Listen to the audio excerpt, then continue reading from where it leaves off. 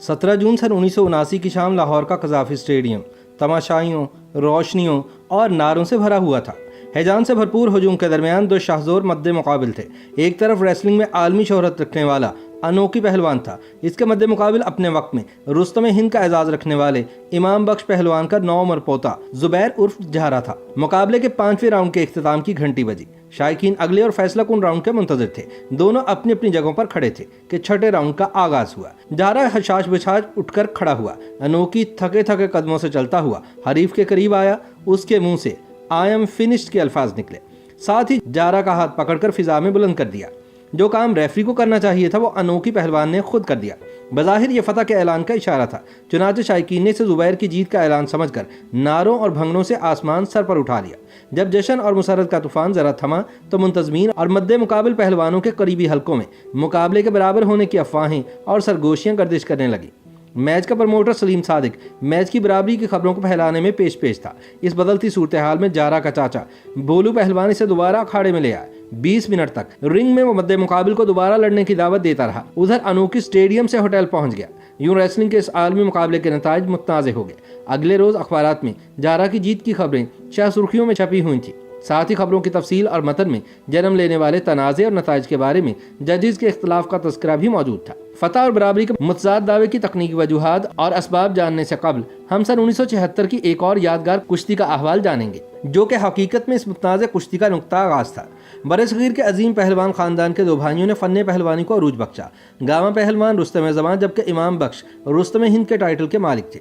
इमाम बख्श के बेटे अकरम पहलवान उर्फ अक्की और अनोखी के दरमियान सन 1976 में दंगल हुआ। पहलवानी के आलमी और कौमी एजाज़ात रखने वाले इस खानदान के फर्द को जापान के अनोखी के हाथों हज़ीमत उठाना पड़ी।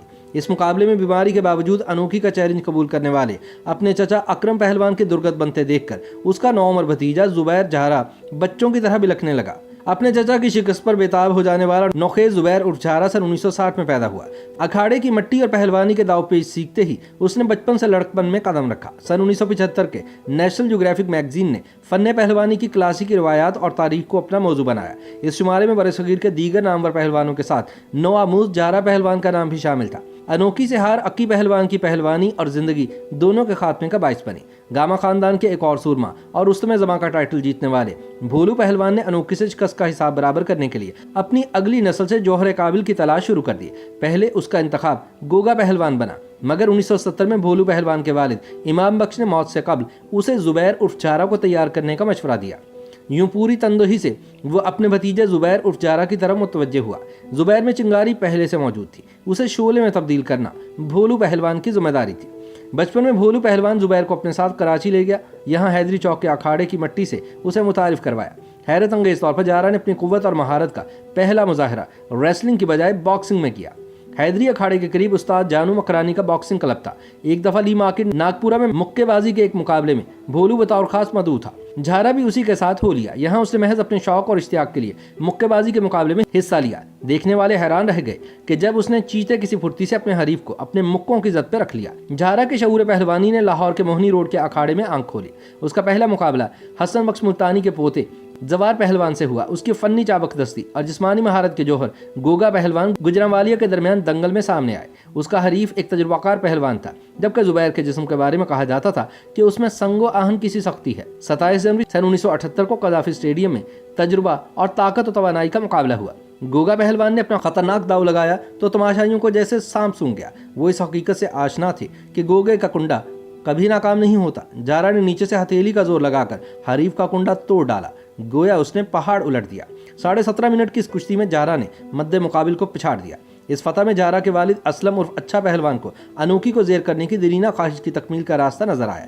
16 जून सन 1978 को उसने अनोखी को दुनिया में किसी भी जगह मुकाबले का चैलेंज दे दिया। साथ ही जीत की सूरत में अनोखी को 5 लाख रुपए इनाम की पेशकश भी की। उस जमाने में पहलवानों के मुकाबले पर मोटर्स के जरिए मुनक्किद होते थे। पाकिस्तान में फहीमुद्दीन देसी कुश्तियों और Salim Sadiq free style wrestling के प्रमोटर्स थे। जहरा और अनोखी की मार्का आराई के लिए लाहौर से इरशाद बिजली पहलवान, बिल्ला धोबी पटियावाला और यासीन पहलवान मुज़ाकरात और मुकाबले की तफसीलात तय करने के लिए सादिक के पास कराची पहुंचे। उसने पहली शर्त आयद की कि अनोखी और जहरा की कुश्ती के अगले दिन कराची में भारत के पहलवान अजीत सिंह और अनोखी का मुकाबला भी होगा। इस दंगल की तमाम आमदनी सादिक की मलकियत होगी। भोलू पहलवान तो गुज़िश्ता शिकस्त का दाग रुसवाई धोना चाहते थे। اس لیے ان کے لاہوری وفد نے پروموٹر کی تمام شرائط مان لی. یہیں سے اس خرابی کا آغاز ہوا جس نے مقابلے کے نتائج پر ہنگامہ کھڑا کر دیا. انوکھی کی رضامندی کے بعد جہارا نے بھی تیاریاں شروع کر دی. موہنی روڈ والے اکھاڑے میں زور دیکھنے والوں کے اشتیاق کا یہ عالم تھا کہ شائقین درختوں پر چڑھ کر محو تماشا ہونے لگے. موہنی روڈ والا اکھاڑا تماشائیوں کے ہجوم کے سامنے تنگی داماں کا شکوہ کرنے لگا. برے صغیر کے نامور پہلوان گھرانوں کے تذکرے پر مشتمل اختر حسین شیخ کی کتاب داستان شہ زورہ میں مصنف نے اس مقابلے کے لیے جارا پہلوان کی تیاریوں کی انتہائی دلچسپ تفصیل بیان کی ہے. وہ لکھتے ہیں کہ جارا کو اکھاڑے تک پہنچنے اور واپسی کے لیے راوی کو تیر کر عبور کرنے کا حکم تھا. اسے رات 2 بجے اٹھا دیا جاتا، نماز کے بعد 3000 بیٹھکیں لگاتا، پھر فروخ آباد سے شاہی قلعہ لاہور تک دوڑ لگاتا. نصف گھنٹے میں اکھاڑا گوڑ کر اسے تیار کرتا اور 2000 ڈنٹر پیلتا. اس سے فارغ ہونے کے بعد 2 تنمند پہلوان اس کی پیٹھ پر سوار ہو جاتے اور وہ بھاگتا ہوا راوی پل کو چھو کر واپس آتا. جہارا کی خوراک کے متعلق اختر حسین شیخ لکھتے ہیں کہ وہ 2 کلو گوشت، 3 کلو گوشت کی یخنی، 2 کلو دودھ اور پھلوں کا جوس نوش کرتا. پھر 2 کلو بادام کی سردائی، ڈنٹر پیلنے کے دوران چاندی کے ورق، سچے موتی اور چھوٹی الائچی کا مرکب، آدھا کلو مکھن کے ساتھ پیش کیا جاتا. مقابلے سے 2 دن قبل انوکھی پہلوان پنڈی کے راستے لاہور پہنچا. 15 جون کو دونوں نے لاہور میں پریس کانفرنس پہ مقابلے کے بارے میں اپنی حکمت عملی کے حوالے سے بات کی. جارا نے دعویٰ کیا کہ وہ تیسرے راؤنڈ میں مخالف کو شکست سے دوچار کر دے گا، جبکہ انوکھی کا کہنا تھا کہ وہ زبیر کے ساتھ راؤنڈ کی بجائے قوت کی بنیاد پر کشتی لڑے گا. 17 جون کی شام ڈھلتے تک 40,000 تماشائی قذافی اسٹیڈیم میں داخل ہو چکے تھے، جبکہ ہزاروں باہر موجود تھے. جارا پہلوان بھولو پہلوان کی قیادت میں عظیم الشان جلوس کی صورت میں اسٹیڈیم میں داخل ہوا. سر پر پگڑی اور سرخ گاؤن پر پاکستان لکھا ہوا تھا. انوکھی نے بھی سرخ لباس زیب تن کر رکھا تھا. مقابلے کے ریفری کے فرائض پولینڈ کے پراڈو جواسکی نے سر انجام دینے تھے. ججز میں خواجہ سلیم اور انوکھی کا مینیجر مسٹر شیما شامل تھے. مقابلہ 6 راؤنڈز کا ہونا تھا. ہر راؤنڈ کا دورانیہ 5 منٹ تھا. جارا پارے کی طرح بے قرار اور بے چین، جبکہ انوکھی سنجیدگی اختیار کیے رہا. اس نے جارا کے فولادی بدن کو آنکھوں میں تولا تو اس کی نگاہوں میں حیرت اور استعجاب امڑ آیا. محض 3 برس قبل نوخیز دکھنے والا زبیر فولادی جسم کے توانا پہلوان کے روپ میں اس کے سامنے کھڑا تھا. داستان شہ زورہ میں اس دلچسپ مقابلے کی تفصیل بیان کی گئی ہے. پہلے راؤنڈ میں انوکھی نے اپنا سارا تجربہ بروئے کار لاتے ہوئے مقابل کی گردن پکڑ لی. جارا نے بغلوں میں ہاتھ دے کر پھٹی ماری. انوکھی اڑتا ہوا رنگ کے گرد لگے رسوں پر جا گرا. پھر انوکھی نے حریف کی گردن پر لاک لگایا. جارا اس داؤ کے لیے تیار تھا. اس نے انوکھی کا لاک توڑا. ایک موقع پر جارا نے زور لگا کر انوکھی کے دونوں کندھے زمین پر لگا دیے. اب ریفری کو 3 تک گننا تھا، مگر دوسری تھپکی سے پہلے ہی انوکھی جارا کے قبضے سے نکل گیا. اگلے 4 راؤنڈز میں دونوں پہلوانوں نے ایک دوسرے کو چت کرنے کی جان توڑ کوششیں کی. ایک موقع پر جارا نے پھٹی مار کر حریف کو رنگ سے باہر پھینک دیا. اسی طرح انوکھی نے جارا کا بازو پکڑا اور اسے بل دے کر عام لاک لگانے کی کوشش کی، مگر زبیر نے جھٹکا دے کر اپنا بازو آزاد کروا دیا. تیسرے راؤنڈ میں ایک موقع پر انوکھی کی گردن جارا کی لپیٹ میں آئی تو ریفری نے اس سے پوچھا کہ کیا تم اپنی شکست تسلیم کرتے ہو؟ اس پر انوکھی نے انکار کر دیا. 5ویں راؤنڈ کے اختتام کی گھنٹی بجی تو تماشائی اور منتظمین قاعدے کے مطابق 10 منٹ کے چھٹے راؤنڈ کا انتظار کرنے لگے. لیکن اسی دوران اچانک انوکھی نے جارا کا ہاتھ بلند کر دیا اور اکھاڑے سے باہر ایک نئی کشمکش اور بیانات کے زوردار دنگل کا آغاز کر دیا. اختر حسین شیخ کے مطابق ریفری برنارڈ کا کہنا تھا کہ میرے خیال میں جارا مکمل طور پر حاوی رہنے کی وجہ سے جیت گیا ہے. 2 ججز میں سے ایک خواجہ اسلم نے جارا کی جیت کا اعلان، جبکہ جاپانی منصف نے مقابلہ برابر ہونے کا اعلان کر دیا.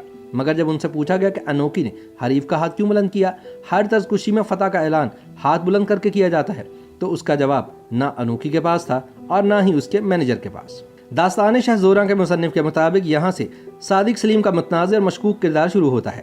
اگر اس مقابلے کو فساد اور تنازع کی نظر نہ کر دیا جاتا تو دوسرے دن کراچی میں اجیت سنگھ بمقابلہ انوکھی کے دنگل میں تو الو بولتے. لہٰذا سلیم صادق اینڈ کمپنی نے ہوٹل پہنچتے ہی بے پر کی اڑائی کہ انوکھی نے جارا کا ہاتھ تو محض حوصلہ افزائی کے لیے بلند کیا تھا، اور پھر بعد ازاں اسی دلیل کو جارا کے مینیجر نے بھی استعمال کیا. بھولو پہلوان کی مجبوری یہ تھی کہ انوکھی سلیم صادق کے احکامات کا پابند تھا. بقول بھولو پہلوان سلیم صادق سے مقابلے کی شرائط پر گفتگو کرتے تو وہ دنگل ختم کروانے کی دھمکیاں دینے لگتا. یہی وجہ ہے کہ آخری پل تک یہ فیصلہ نہ ہو سکا کہ یہ مقابلہ کتنے راؤنڈز کا ہوگا. مقابلے سے 1 روز قبل روزنامہ جنگ میں انوکھی کی پریس کانفرنس کی تفصیل میں اس کی زبانی مقابلے کی تفصیل اور قواعد رپورٹ ہوئے، جس میں وہ کہتا ہے کہ جب تک فیصلہ نہیں ہو جاتا مقابلہ بغیر کسی وقفے کے جاری رہے گا. اخباری رپورٹ کے مطابق انوکھی نے کہا کہ یہ درست ہے کہ بین الاقوامی قواعد کے تحت 5-5 منٹ کے 6 راؤنڈ ہونے چاہیے. اگر 6 راؤنڈ میں فیصلہ نہ ہو تو 10 منٹ کا آخری راؤنڈ ہوگا. اگر پھر بھی فیصلہ نہ ہو تو ہار جیت کا تعین ٹاس کے ذریعے کیا جائے گا. سلیم صادق اپنے پہلوان انوکھی کو لے کر کراچی روانہ ہو گیا. دوسرے دن اجیت سنگھ اور انوکھی کی فری سٹائل کشتی کا انجام دونوں کے لہو لہان ہونے پر ہوا.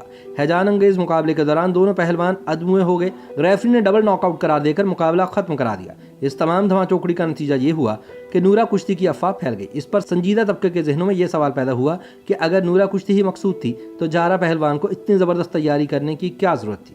یہی بات بھولو پہلوان نے بھی کی، مگر شک کا بیج بو دیا گیا. अगले रोज जहरा पहलवान ने प्रेस कॉन्फ्रेंस में कुरान पाक पर हाथ रखकर कसम खाई कि कजाफी स्टेडियम वाली कुश्ती नूरा नहीं कांटा थी। अनोखी ने भी इसकी तायद की कि ये नूरा कुश्ती नहीं थी, मगर लोगों के दिलों से शुकूक व शुबहात ना मिट सके। इस कुश्ती के बाद जहरा पहलवान तिफले नादान की तरह झंझला गया। यही रद्द-ए-अमल और रंज उसे मनशियात की तरफ ले गया। हीरोइन जैसे गारिदगर नशे ने इसका आफ्ताब पहलवानी निस्फ नहार पर पहुंचने से पहले ही गुरूब कर दिया। अपनी जिंदगी की आखिरी कुश्ती में जहरा का ये हाल हो चुका था कि मुल्तान में तमाशाई स्टेडियम में उसके मुंतजिर थे कि जहरा नशे से भरे सिगरेटों में महव था। उसे मुश्किल से अखाड़े में उतारा गया। मुकाबला बराबरी पर खत्म हुआ, लेकिन उसके कुछ ही अरसे बाद उसकी जिंदगी का अहद भी तमाम हो गया।